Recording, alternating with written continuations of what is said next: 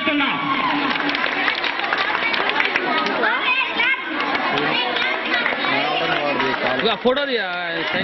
అలాగే మా ఆహ్వానాన్ని మన్నించి వచ్చిన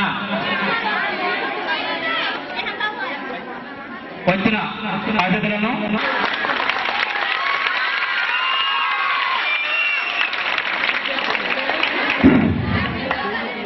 ఓం గణాధిపతయ నమః. ఎందుకంటే ఏ కార్యక్రమాన్ని మనం మొదలుపెట్టేటప్పుడు ఆ విఘ్నేశ్వరుని ధ్యానించడం మన హిందువుల సాంప్రదాయం.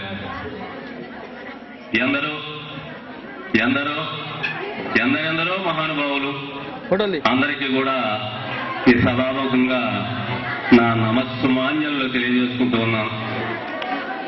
ఈ రోజున ఈ యొక్క వేదిక మీద నిలబడి మీ అందరితో మాట్లాడటం అనేది ఒక కొండపర్వ గ్రామ ప్రముఖులు రమేష్ గారిని ఆహ్వానించాం. వచ్చేసి నా యొక్క సీట్లో ఆశీర్వదించవలసిందిగా కోరుతున్నాం. ఈ వేదిక మీద నిలబడి మీలో హితులు, విఘ్నులు, ప్రాజ్ఞులు, అనుభవజ్ఞులు మంది సమక్షంలో మాట్లాడటం ఇది ఒక నాకు అపూర్వమైనటువంటి విశేషం. ఇక్కడ ఈ వేదిక మీద నిలబడటం అనేది గౌరవార్థకమైనటువంటి విషయం. ముఖ్యంగా ఈ పిల్లలు ఇప్పుడు ప్రదర్శించినటువంటి నృత్యాలు చూసిన తర్వాత నేను అక్కడ కూర్చున్నానే కానీ నా మనసంతా కూడా ఎగిరి గంతులు వేస్తూ ఉన్నది. నా పూర్వపు విద్యార్థి ఆ సమయం గట్టుకొచ్చింది. నేను 8వ తరగతి చదివేటప్పుడు 5 రోజులైనటువంటి సాంఘిక నాటకంలో దుర్యోధనుడు అనే క్యారెక్టర్ వేశాను. నాకు మొదటి నుంచి కూడా ఈ కళలంటే చాలా అభిలాష. బెదవాడ గోపాల్ రెడ్డి గారు మనకి మినిస్టర్గా ఉన్నారు ఆ టైంలో. అప్పుడు నాకు నటనంటే తెలియదు, ఈ రాగాలంటే తెలియదు. ఆయన నేను ప్రదర్శించినటువంటి ఆ యొక్క హావభావాలకి స్టేజి మీదకి వచ్చి నన్ను ఆలింగనం చేసుకుని ముద్దు పెట్టుకుని ఆయన జేబులో ఉన్నటువంటి పెన్ను ఇచ్చాడు. This is one memorable incident in my life. దాన్ని ఈనాటికి మర్చిపోలేను. అక్కడ కూర్చుంటే నాకు అదే చెప్తూ వస్తున్నది. నేను కూడా ఈ డయాస్ మీదకి వచ్చి ఆ పిల్లలతోటి ఎగరాలి అని. కానీ మనసైతే ఊళ్ళుంటుంది కానీ శరీరం సహకరించారు కదా, వయసు అయిపోయింది, అనారోగ్యం కూడా. ఇప్పుడు పద్యాలు కూడా 5-6 సంవత్సరాలు బట్టి పాడటం మానేశాను. ఇక్కడ అందరూ కూడా ఎంతో ఆసక్తిగా నేనేదో పాడతానని చెప్పేసి ఊళ్ళూరుతో అడిగారు కాబట్టి నాకు వచ్చినటువంటి ఈ యొక్క రంగస్థల నాటకాన్ని దీని జవసత్వాలు ఉడిగిపోతా ఉన్నాయి. ఆదరించేవాళ్ళు లేరు, పాడేవాళ్ళు లేరు. అథవా ఎవరైనా పాడేవాళ్ళు ఉంటే అక్కడి నుంచో ఇక్కడి నుంచో వస్తారు. జనరంజకంగా పాడలేకపోతా ఉన్నారు. అందువల్ల ఏంటంటే అనాదరణ పెరిగిపోయింది ఈ పద్యాలకి. ఇటువంటి పద్యాలని ఏదో చిన్నప్పటి నుంచి ఆసక్తిగా నేర్చుకుని నేను ఎక్కడ నాటకాలు వేయలేదు. హార్మోన్ టచింగ్ కూడా నాకు పెద్దగా లేదు. ఏదో మైక్ ద్వారా నేర్చుకొని పాడటమే. కాబట్టి ఏదైనా పొరపాట్లు ఉంటే ఎవరి మంది కూడా దయతో క్షమించి నేను మిమ్మల్ని ఎంతవరకు రంజింపజేయగలను నా శాయశక్తిలో ప్రయత్నిస్తాను. సహజంగా కూడా ఈనాటికి హరిశ్చంద్ర అనే నాటకం మీ అందరికి కూడా విదితమే. ఎందుకంటే ఈ రోజు కూడా చిరస్థాయిగా ఉందంటే సామాజిక పరమైనటువంటి శ్రోత కూడినటువంటి నాటకం అది. మానవుడు ఎలా కష్టపడుతున్నాడు, మానవుడు ఎలా అబద్ధాలు ఆడుతున్నాడు, మానవుడు ఎలా నిజానికి ఒడిగట్టే అతనికి వచ్చే కష్ట నష్టాలు ఈ యొక్క నాటకంలో ప్రస్ఫుటంగా కనపడుతున్నది. మహానుభావుడు బలిజపల్లి లక్ష్మీకాంతం గారు జనరంజకంగా రాశారు. దానికి గుర్రం జాషువా గారు శ్మశాన వైరాగ్య పద్యాలు మరి సమకూరిస్తే ఈ రంగస్థల కళాకారుడైనటువంటి బండారు రామారావు గారు దాన్ని ఆ యొక్క జాషువా గారు రాసినటువంటి పద్యాలు 5 పద్యాలని స్వామి మీ యొక్క అనుమతితో ఈ పద్యాన్ని నేను ఈ నాటకంలో పెట్టుకుంటానని చెప్పి అడిగి ఆయన అనుమతి తీసుకొని ఆయన్ని కూడా నాటకానికి ఆహ్వానించి ఆ పద్యాలు పాడుతూ ఉంటే జాషువా గారు స్టేజి మీదకి వచ్చి బండారు రామారావు గారిని ఆలింగనం చేసుకుని తనని కళ్ళనీళ్ళు పెట్టుకున్నాడట. ఆయన నేను రాసేప్పుడు నా పద్యాల్లో ఇంత చేదనం ఉందో లేదో నాకు తెలియలేదు. నువ్వు పాడుతుంటే నీ నోటి వెంట నీ గాత్ర సౌరభ్యంలో నా స్వరూపు పులకించి కళ్ళ వెంబడి ఆనంద బాష్పాలు వస్తూ ఉన్నాయి అన్నాడు. చూడండి ఎంత మహద్భాగ్యం అది. అటువంటి మహానుభావుడైనటువంటి పద్యాల్ని నేను పాడటం అనేది దుస్సాహసం అయినప్పటికీ కూడా నాకున్నటువంటి ప్రీతికి, నాకున్నటువంటి ఉత్సాహానికి ఏదో ఉడతభక్తిగా 2 పద్యాలు పడి వినిపిస్తాను, ఎక్కువగా పాడలేను.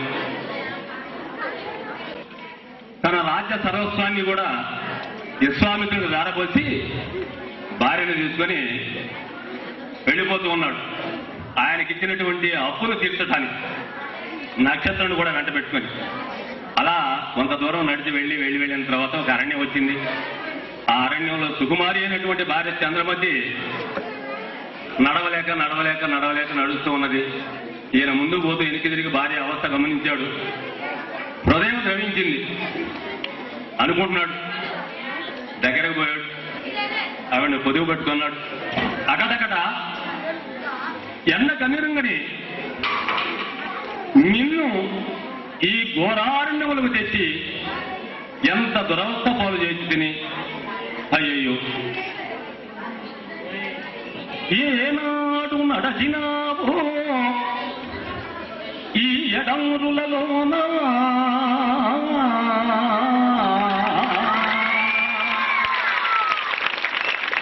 పద్యం పాడితో ప్రచండ పుటండకు అలగు మాణిక్య కాంతులకే గాని ఏనాడు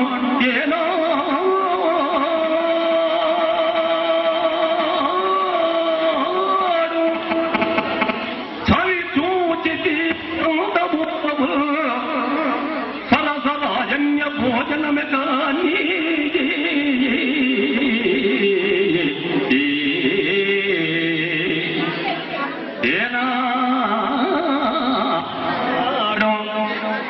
ఏనాడు తెలియెత్తి దూరము గలతుల్ ఈనాల పాడిగా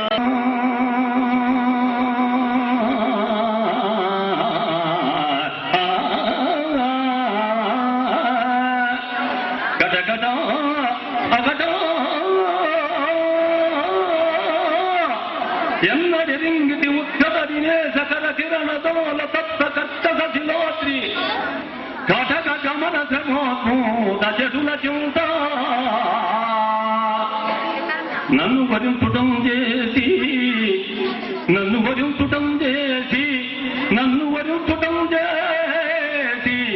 ఈనాడే కానీ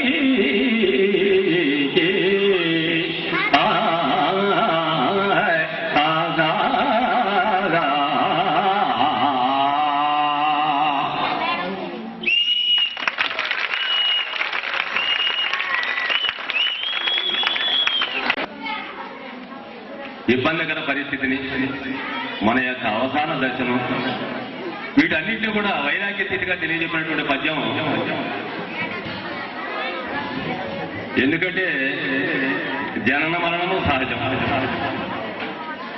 ఈ సహజమైన స్థితిలో మనము ఈ జగత్తుని, ఇది మాయని తలపక దాన్నే దీపం చుట్టూ తిరిగేటువంటి శలభంలా అనుకరిస్తూ ఇబ్బందుల పాలవుతున్నాం, నిర్జీవం అయిపోతున్నాం. ఇది పాంచభౌతిక స్వరూపమైనటువంటి ఆ శరీరము నిర్జీవంగా అక్కడ పడినప్పుడు శ్మశానంలో దాన్ని చూసినటువంటి హరిశ్చంద్రుడి భావనతోటి పద్యం పాడుతూ ఉన్నాడు. అకటకట నేను ఎంత పొరపడి తిని సగము కాలుతూ బరువులేక నిట్ట నిలువుగా పైకి లేచిన ఈ శవమును చూసి ఒక్క ప్రాణిగా భావించి తిని అయ్యయ్యో ఈ కడేపట్టు చూసి ఎంత జాలిం గొల్పుతున్నది మాయామేయ జగంబ నిత్యమని సంభవించి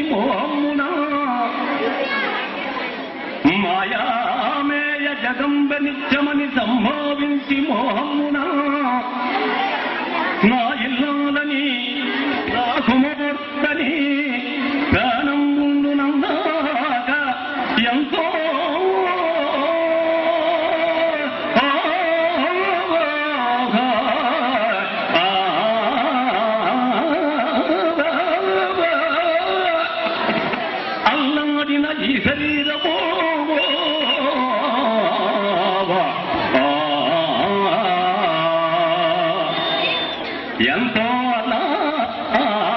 ఈ శరీరము ఇప్పుడు కట్టెలుతో ఇప్పుడు ఇందు కట్టెలు కాలుతో ఆ ఇల్లాలును కాదో ఈ పుత్రుడును తోడైరాడు తప్పింపగల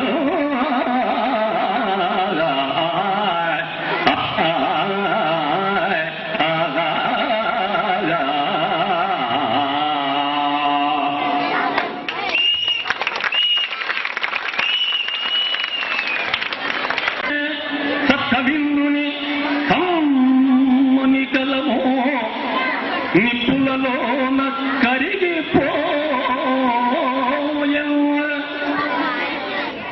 ఇచ్చోటనే భూములేలు రాజన్యుల అధికార ముద్రికలు అంతరించే ఇచ్చోటనే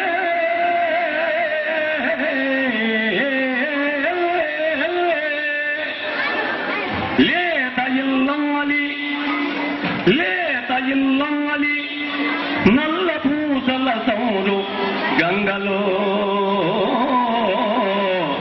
కలిసిపోయే ఇచ్చోటనే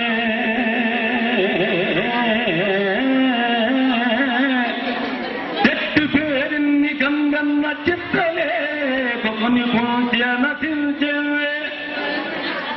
ఇది నిటోలక్షణుండు గద్య కదలించి ఆడు రంగస్థలము ఇది మొరడదూత తిచ్చడము దుష్టులరయ అవని పోహలించు బస్వ శివాసదమ్ము తుమ్మి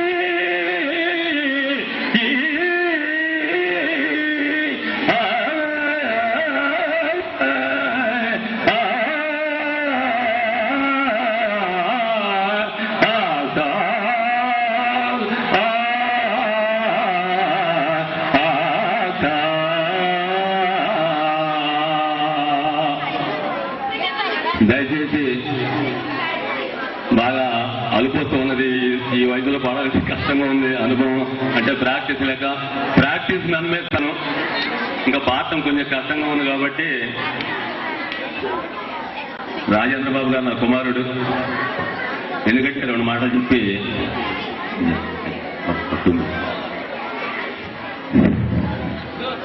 ఈ కార్తీక పరమోత్సవానికి విచ్చేసినటువంటి విసనపేట గౌట్ కాలేజీ అధ్యాపకులకు మా హృదయపూర్వక ఆహ్వానము.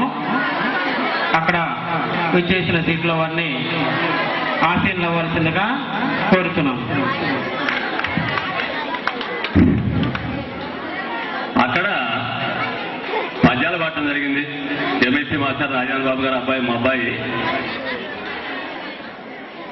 పాశ్చాత్య పొగడలు వేణుడుతున్నటువంటి ఈ తరుణంలో పిల్లలకు మమ్మీ డాడీ అనేటువంటి పదాలతోటి ఆ తీయందనాన్ని పోగొడుతున్నారు. అమ్మా నాన్న అనే పదాల్లో ఉండే తీయందనం. అందుకని ఆయన చెప్పాను, బాబు నీ పిల్లవాడి డాడీ మమ్మీ అనే పదాలు వినకూడదు. నేను ఆయన నోటి వెంట అమ్మా నాన్న, అమ్మ అన్నది ఒక కమ్మని మాట, అది ఎన్నెన్నో జన్మల మమతల మూట. దేవుడే లేడనే మనిషి ఉన్నాడు, అమ్మే లేడను వాడు అసలే లేడు. అమ్మ ఉన్న ఇంటిలో లేనిది ఏది, అమ్మ ప్రేమ నోచుకున్న బ్రతుకే బ్రతుకు. ఈ పాట ఆ మహానుభావుడు రాశాడు. అది చిరస్థాయిగా నిలిచిపోయేటట్టు పాట.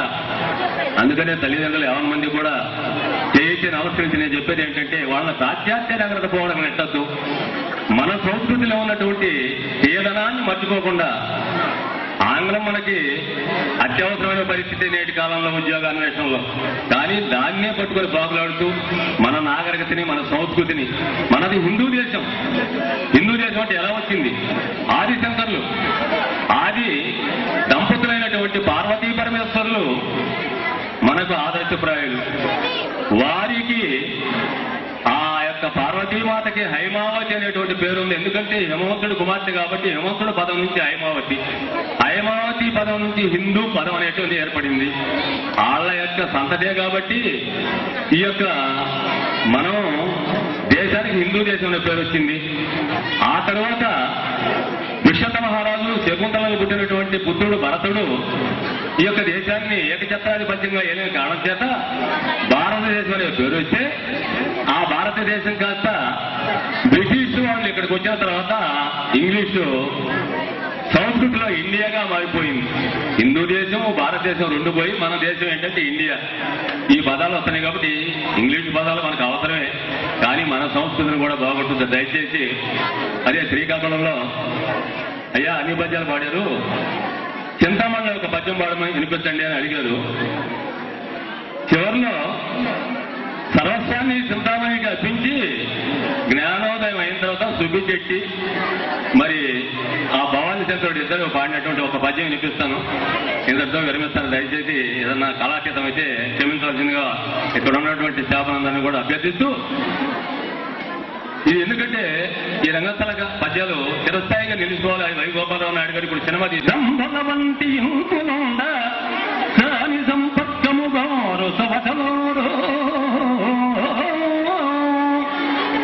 ఇసకములనమ్మి ఇజువా తిల్లమ్మి కుంపోయి అత్యుంచుకో